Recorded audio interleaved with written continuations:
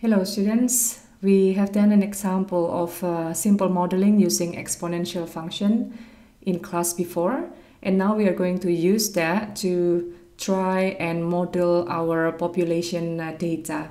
You have entered the data on GeoGebra, and this is more or less how it looks like when you plot the points.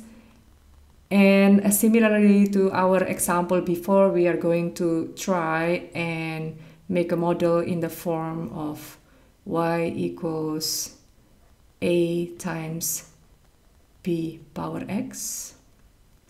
And we are going to choose 2 points to find the values of a and b in this function. So the first point we will use is 0,472, which is the first point in your data. And by doing so, then you can substitute the values to the equation. And since a number power 0 is 1, then from here we get that our a value is 472. So knowing this, we will write our new function now, 472 times p power x, and we still have to find the value of b. So we are going to pick 1 point in the data to substitute into this function, and I'm going to choose 50,825.81.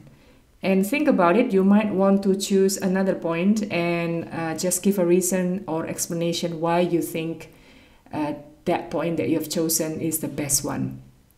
So if I use this point, then I will substitute into my function and we'll get something like this.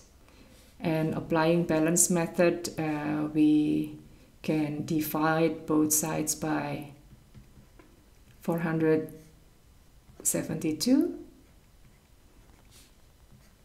and afterwards we can take the 50th root of both sides,